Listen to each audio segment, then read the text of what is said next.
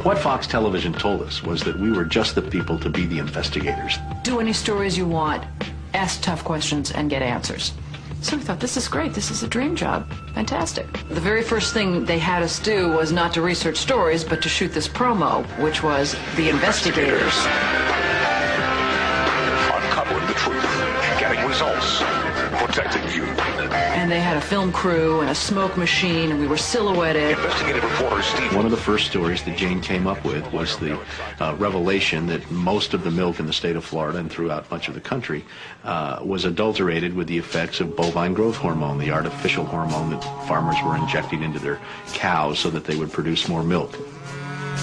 With Monsanto, I didn't realize how effectively a corporation could work to get something on the marketplace. The levels of coordination they had to have. They had to get university professors into the fold.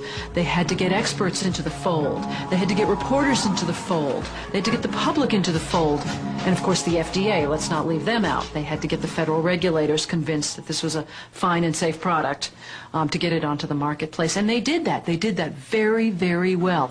It's a great time to be a high-producing cow. Posilac One Step, bovine somatotropin by Monsanto. The federal government basically rubber-stamped it before they put it on the marketplace. The longest test they did for human toxicity was 90 days on 30 rats. Posilac is the single most tested new product in history and is now available to you specifically so you can increase your profit potential. And then either Monsanto misreported the results to the FDA, or the FDA didn't bother to look in depth at Monsanto's own studies. The scientists within Health Canada looked very carefully at bovine growth hormone and came to very different conclusions than the Food and Drug Administration in the U.S. did. Monsanto's engineered growth hormone did not comply with safety requirements. It could be absorbed by the body and therefore did have implications for human health. Mysteriously, that conclusion was deleted from the final published version of their report. They knew there were problems. They saw serious potential human health problems, and they stood up in Canada and said, we're not going to approve this because we don't believe it's safe. We have been pressured and coerced to pass drugs of questionable safety, including the RBST. I personally was very concerned that there's a very serious problem of secrecy, conspiracy, and things of that nature, and something needs to be done. The FDA was then on the hot seat. They had to come up with an answer. They didn't come up with a good one. And they never took the opportunity then. I mean, what would they do? Pull it off the market and say, we need to now do the job that we didn't do the first time? They didn't do that. We wrote the story. We had it ready a week beforehand. They bought ads. Farmers in the milk industry say it's safe, but studies suggest a link to cancer.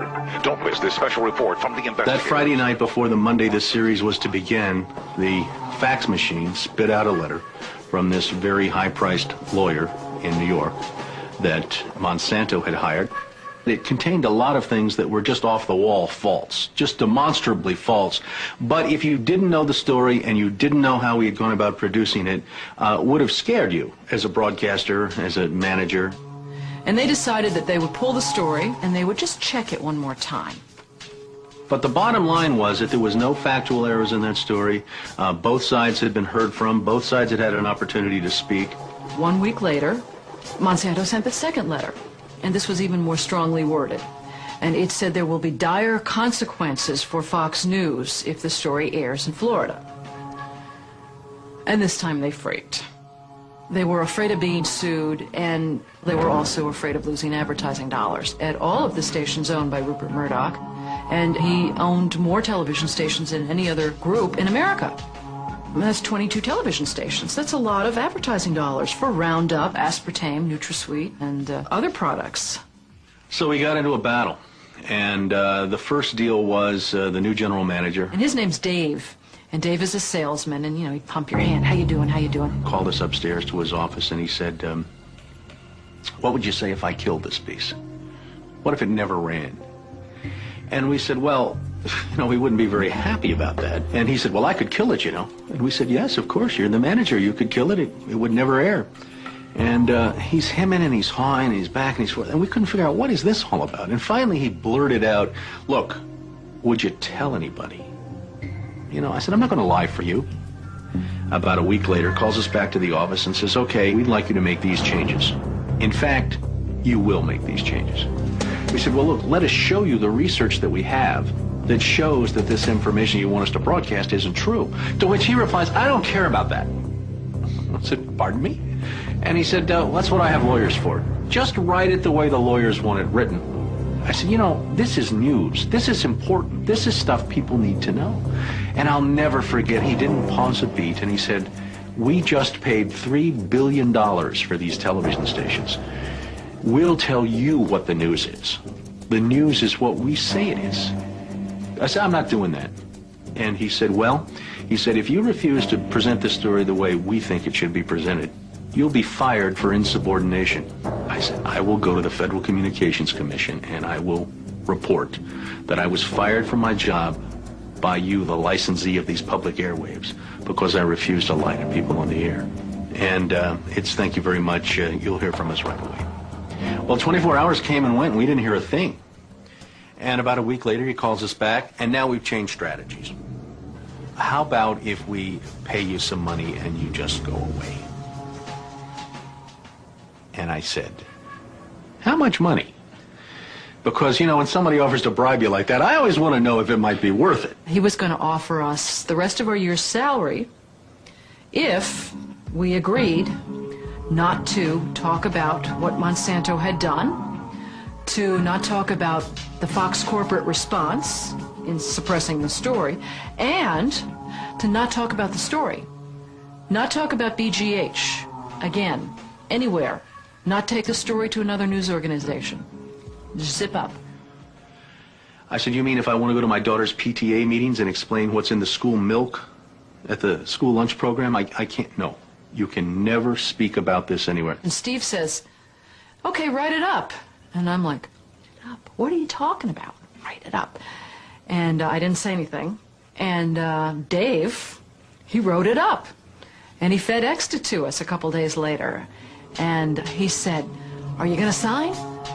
And we said, nah, Dave, we're not going to sign that.